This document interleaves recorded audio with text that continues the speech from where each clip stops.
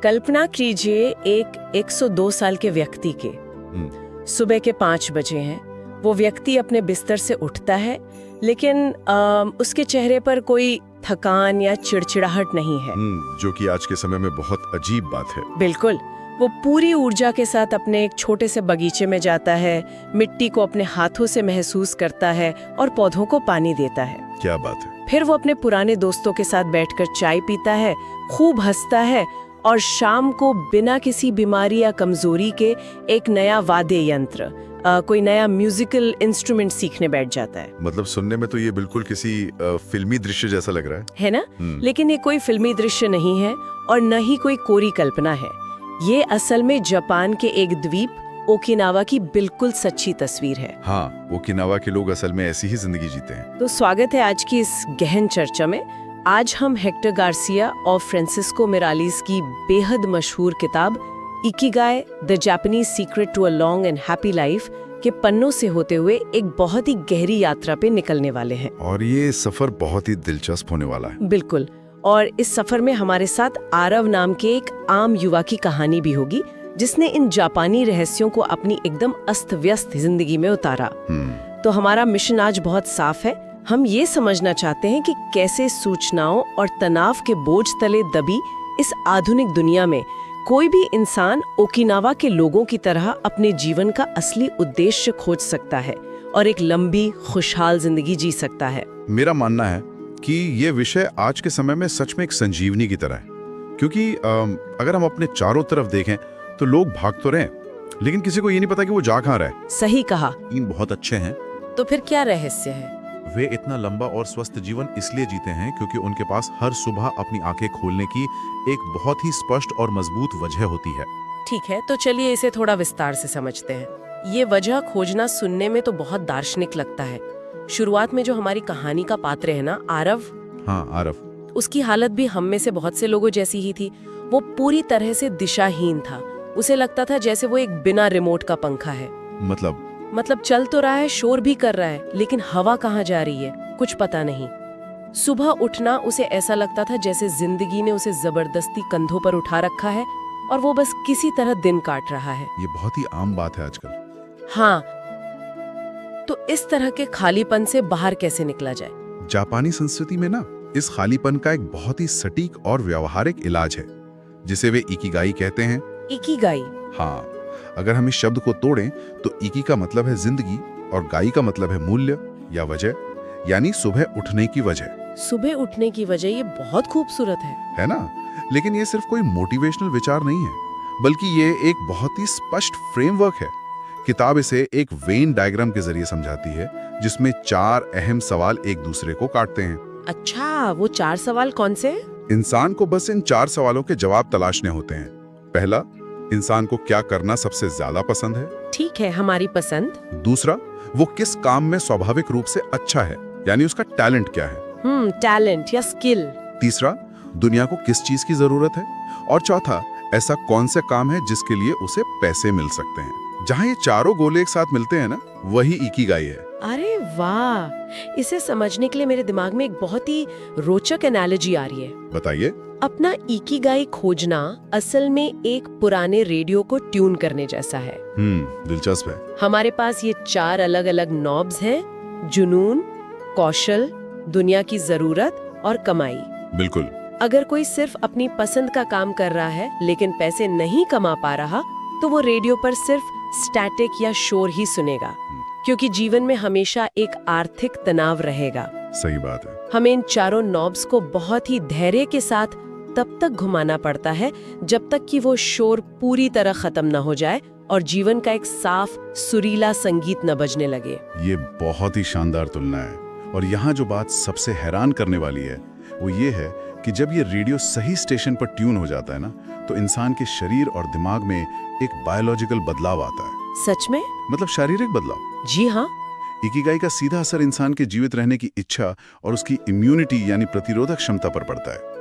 इस संदर्भ में मशहूर मनोवैज्ञानिक विक्टर फ्रैंकल और उनकी लोगोथेरेपी का काम बहुत मायने रखता है। विक्टर फ्रैंकल वही जिन्होंने नाजी कॉन्सेंट्रेशन कैंप की भयावहता झेली थी। एकदम सही। फ्रैंकल ने कैंप में ये देखा कि जो कैदी सबसे ज्यादा शारीरिक रूप से मजबूत थे वे सबसे पहले नहीं बचे, अच्छा, तो कौन बचा? बल्कि वो लोग बचे जिनके पास भविष्य में करने के लिए कोई अधूरा काम था। अच्छा, जैसे किसी को अपनी किताब पूरी करनी थी या किसी को अपने परिवार से दोबारा मिलना था। माय गॉड, मतलब जीने की एक वजह ने उन्हें जिंदा रखा। बिल्कुल।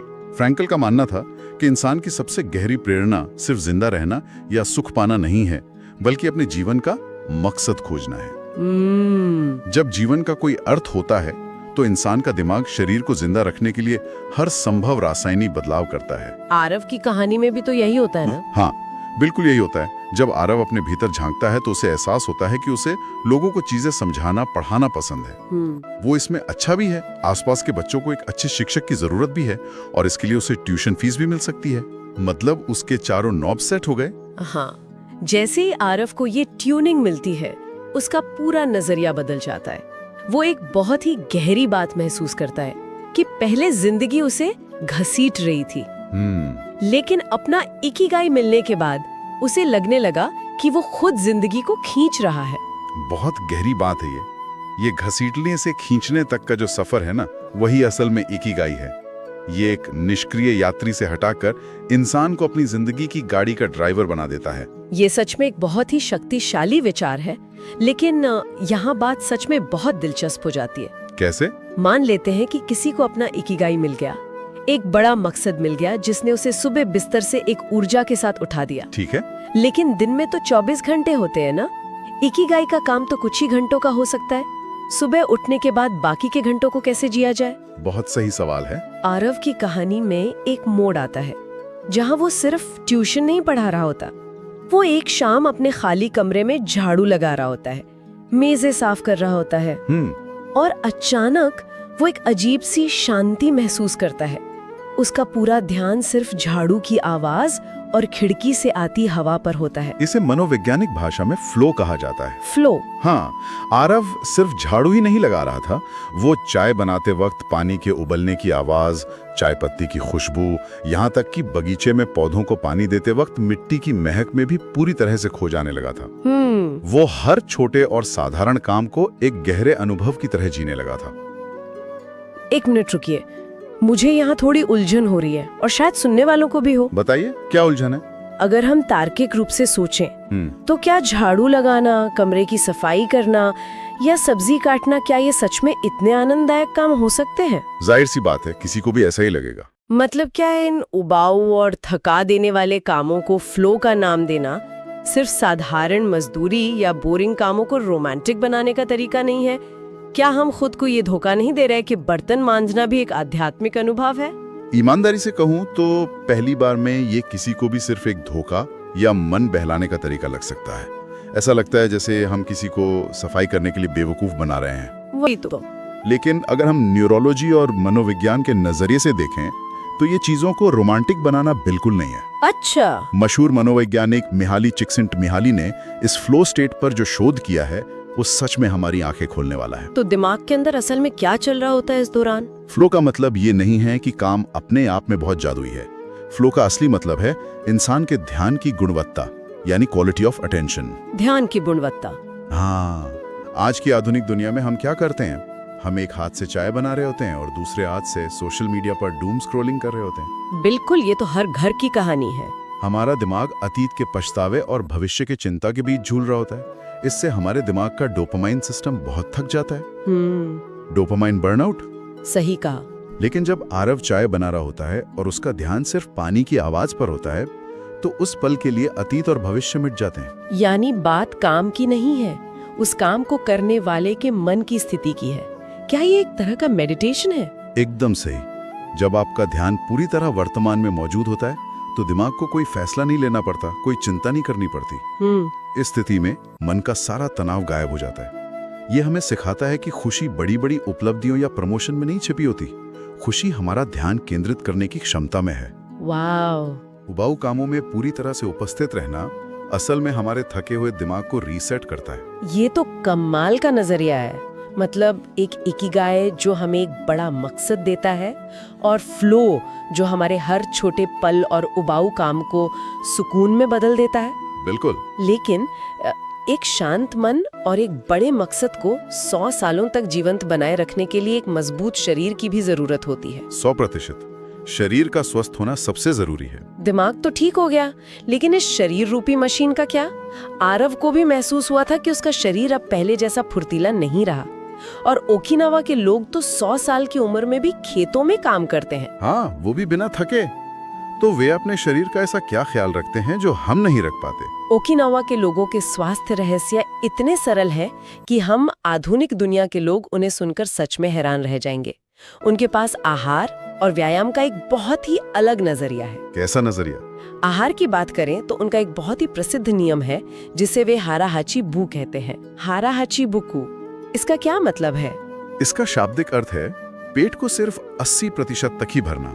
सिर्फ 80%? हाँ, जब भी वे खाना खाते हैं तो पेट पूरी तरह भरने से पहले ही रुक जाते हैं। 20% हिस्सा हमेशा खाली छोड़ देते हैं। ये हम आधुनिक दुनिया के लोगों के लिए कितना अजीब है, जहां हम अक्सर बुफे में तब तक खाते हैं जब तक कि हम हिलने लायक न रहें। बिल्कुल, ओवर ईटिंग हमारे संस्कृति का हिस्सा बन गई है।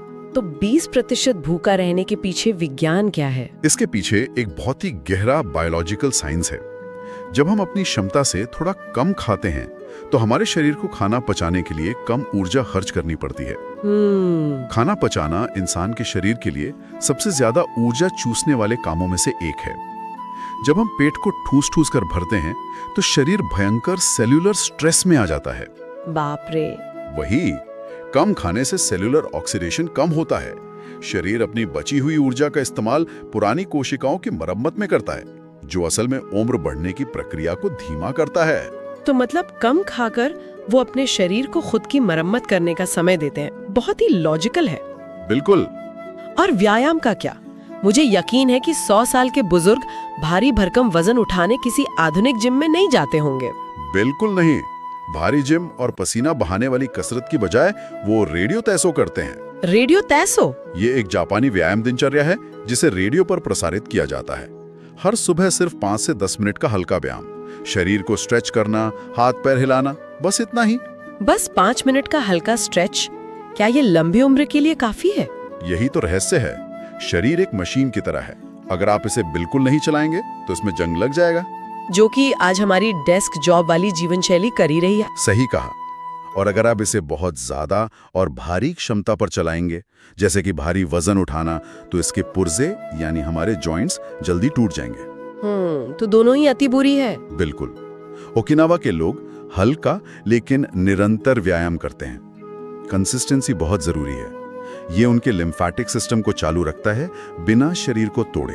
और आरव ने यही अपनी जिंदगी में अपनाया। उसने सुबह टहलना शुरू किया और बागवानी को गंभीरता से लिया, जो कि सबसे अच्छा हल्का व्यायाम है। लेकिन एक शरीर को जवान रखने के लिए सिर्फ मांसपेशियां ही नहीं, दिमाग की वायरिंग भी तो मजबूत होनी चाहिए। आरव ने अपने बचपन का शौक, जो कि बांसुरी बजाना था, उसे दोबारा सीखना शुरू किया था। ये बहुत महत्वपूर्ण है। ओकिनावा के लोग 90 या 100 साल की उम्र में भी नई चीजें सीखते हैं। 90 साल की उम्र में? हाँ, वे मानते हैं कि दिमाग एक बगीचे की तरह है जिसे लगातार सींचते रहना चाहिए। जब हम कुछ नया सीखते हैं, जैसे कोई नई भाषा या कोई नया वाद्य यंत्र, तो हमारे दिमाग में नए न्यूरल पाथवेज बनते हैं। अच्छा। ये अल्जाइमर जैसी बीमारियों को दूर रखता है और दिमाग को हमेशा जवां और चुस्त बनाए रखता है। तो अब तक हमारे पास एक मकसद है यानी इकिगाई, वर्तमान में जीने की कला है यानी फ्लो, 80% खाने का नियम है और हल्का व्यायाम है। सब कुछ परफेक्ट लग रहा है ना? हाँ, सब कुछ परफेक्ट है। लेकिन एक इंसान ये सब कुछ किसी दूर जंगल में अकेले रहकर भी तो कर सकता है।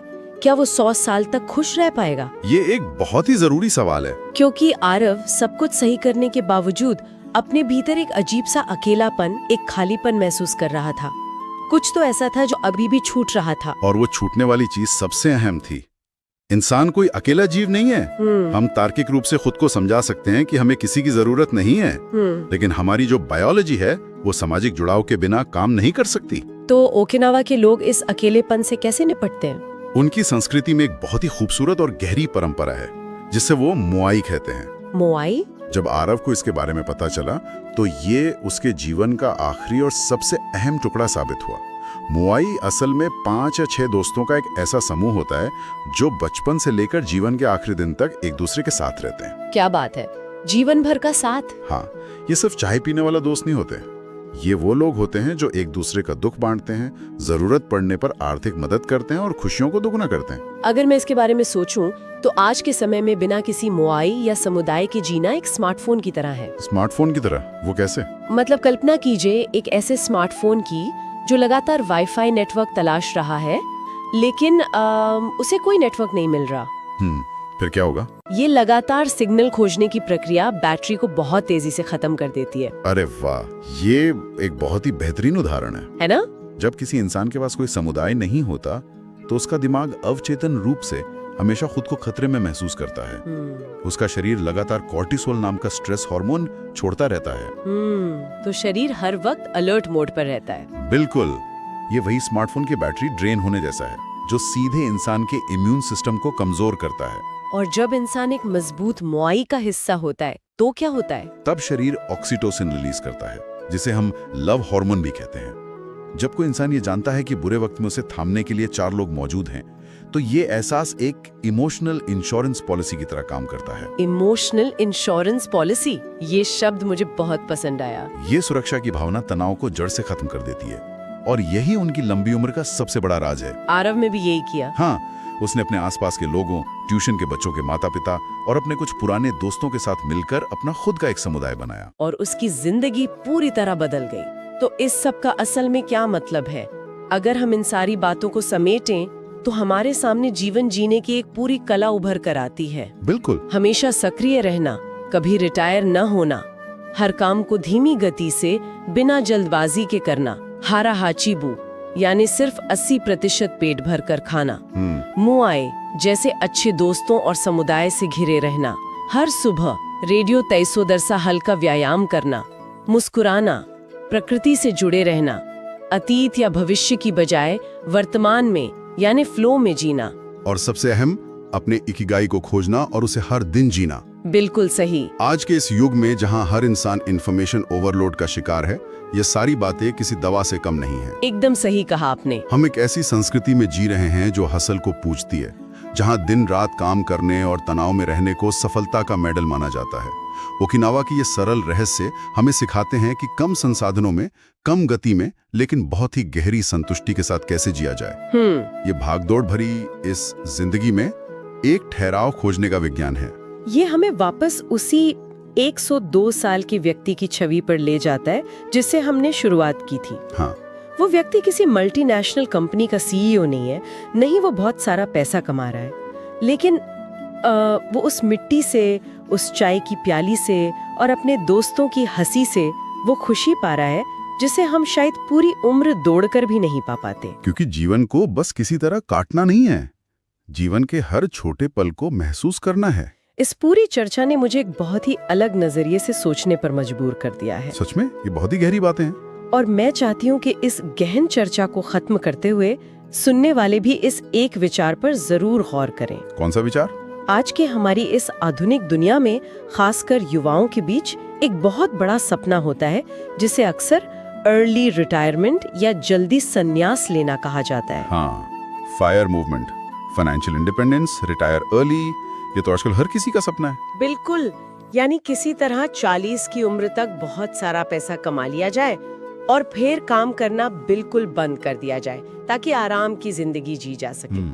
ये आज के समय का सबसे लोकप्रिय आधुनिक सपना है। हर कोई बस काम से भागना चाहता है। लेकिन अगर हम ओकिनावा के उन लोगों को देखें जो 100 साल से ज्यादा की खुशहाल और सेहतमंद जिंदगी जीते हैं, तो उनका सबसे कड़ा नियम ये है कि वे कभी रिटायर नहीं होते। वो हमेशा सक्रिय रहते हैं। वे जीवन के आखिरी दिन तक अपने उद्देश्य, अपने इकिगाई से जुड़े रहते हैं। तो क्या ये संभव है कि जल्दी रिटायर होने का हमारा ये आधुनिक सपना असल में एक बहुत बड़ा धोखा है? बहुत ही दिलचस्प सवाल है ये। एक ऐसा सपना जो हमें काम से तो आजाद कर देगा, लेकिन हमारे जीवन का मकसद छीनकर हमारी उम्र और हमारी सच्ची खुशी दोनों को कम कर रहा है। बहुत ही विचार उत्तेजक सवाल है। शायद जीवन का असली आनंद काम से भागने में नहीं है, बल्कि ऐसा काम खोजने में है जिससे आपको कभी भागने की इच्छा ही ना हो। क्या बात है, ऐसा काम जिससे भागने की इच्छा ही न हो। इसी गहरे विचार के साथ हम आज की इस गहन चर्चा को यही समाप्त करते हैं। अपने इकिगाई को खोजिए, छोटे छोटे कामों में फ्लो महसूस कीजिए और अपने लोगों के साथ वक्त बिताइए। सुनते रहिए और खुद को बेहतर बनाते रहिए।